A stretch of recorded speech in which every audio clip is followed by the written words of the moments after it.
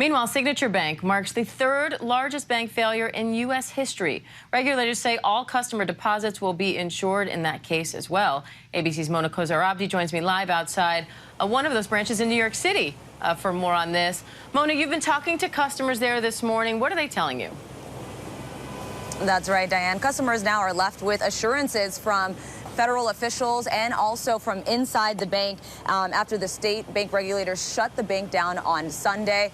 And again, as you mentioned, this is the third largest bank closure in U.S. history. To some extent, this is part of the panic surrounding the collapse of Silicon Valley Bank, which has left many small and mid-sized banks like Signaturebank vulnerable to bank runs. But New York Governor Kathy Hochul says that many of the businesses that bank with Signaturebank are small businesses, and federal officials are, again, reassuring customers that they will be made whole, even though a lot of them have deposited more than the $250,000 insured by the FDIC. We did speak to one man, David, as he was walking out of the bank, and he tells us that he still has full confidence in the bank. Take a listen.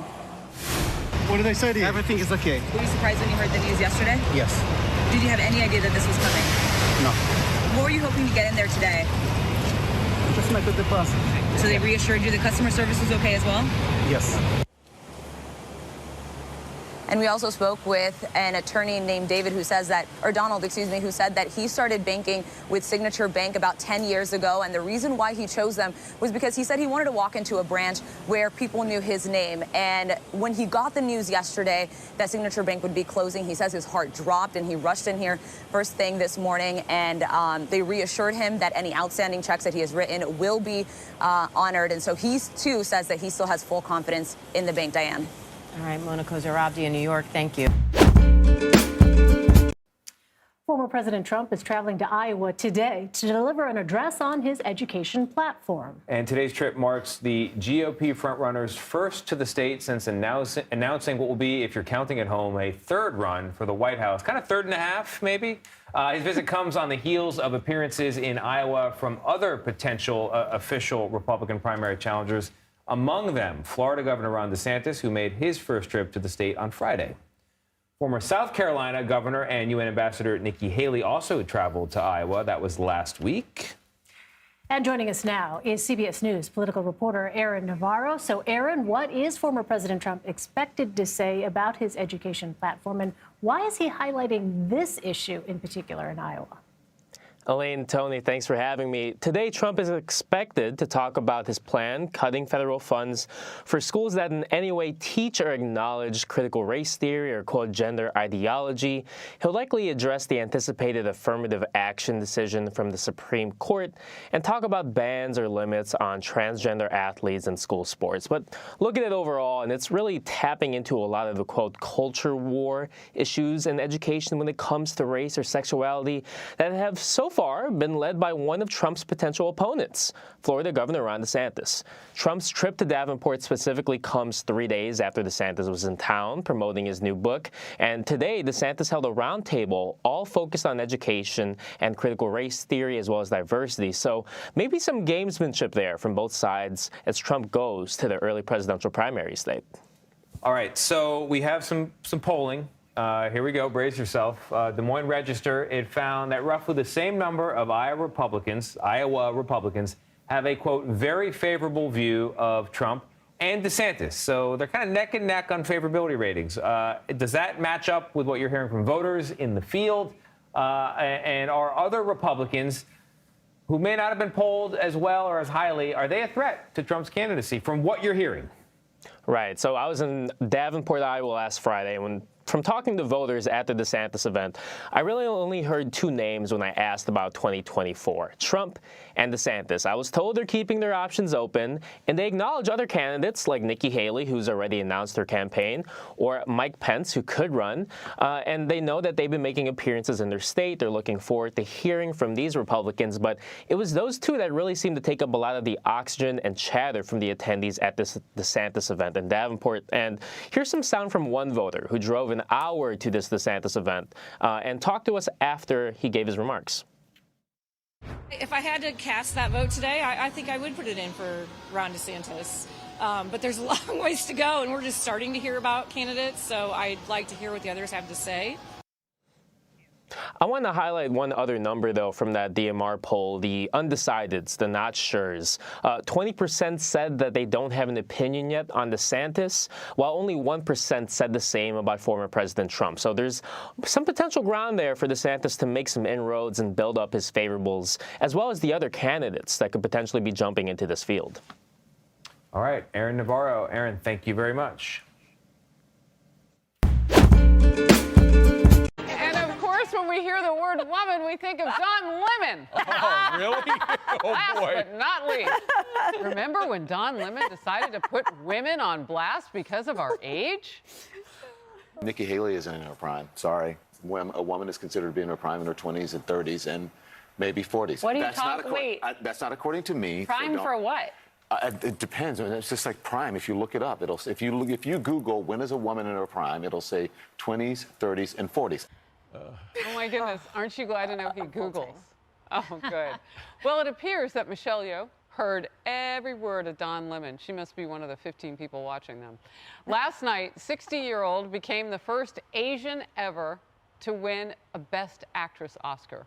Congrats to her. And here's what she had to say.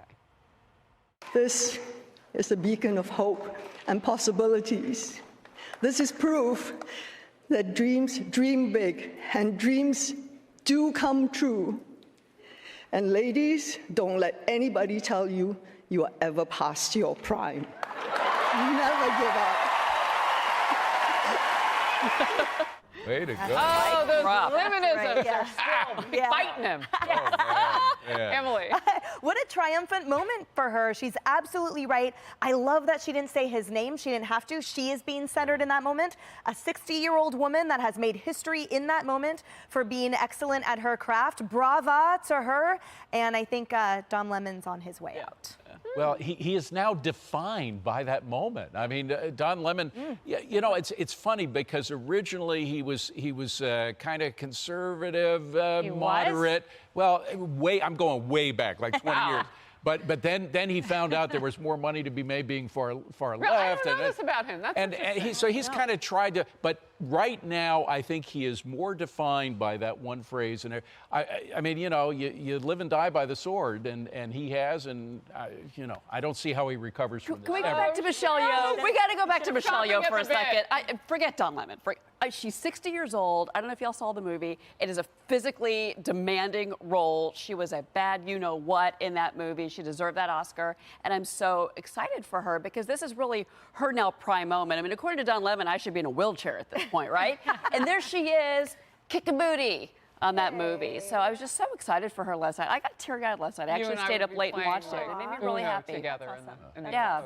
Hey everyone, I'm Emily Campagno. Catch me and my co-hosts Harris Faulkner and Kaylee McEnany on Outnumbered every weekday at 12 p.m. Eastern, or set your DVR. Also, don't forget to subscribe to the Fox News YouTube page for daily highlights. The American President, Joe Biden, has approved a major oil and gas drilling project in Alaska that faced strong opposition from environmental activists. The company behind the WillowProject, ConocoPhillips, says it will create local investment and thousands of jobs. Opponents argue it should be halted over its climate and wildlife impacts. Located on Alaska's remote North Slope, it is the largest oil project in the region for decades, and it is expected to produce up to 180,000 barrels of oil a day. Well, let's speak to Esme Stallard, who is our environment correspondent. She's been following the story. It's interesting this because there are two sides to this story. On the one hand, he's just imposed limits on oil and gas drilling on about 16 million acres of Alaska. And on the other hand, he's just given the green light to one of the biggest oil projects in the country in decades. How does this help him meet his net zero targets? Yeah, it seems a bit conflicting, doesn't it? I mean, the agreement to go forward with the Willow project did put some limits on the initial proposal. So ConocoPhillips wanted to have 5 drilling sites. The Bureau for Land Management, which agreed the go-ahead for the project, has agreed to scale down that slightly to 3 drilling pads. But environmental activists have said this will produce many millions of tons of CO2, which could hinder the ability of America to meet its climate targets. But Biden and his administration have said that this smaller scale down version, and also the fact that there will be measures put in place to capture some of the carbon, means that they can still meet their intermediate climate targets. Yes, the equivalent of putting an extra 2 million cars on the road, according to some estimates. He will be accused, of course, of bowing to the oil and gas lobby, but then he is under pressure in a cost of living crisis to keep down prices at the pump.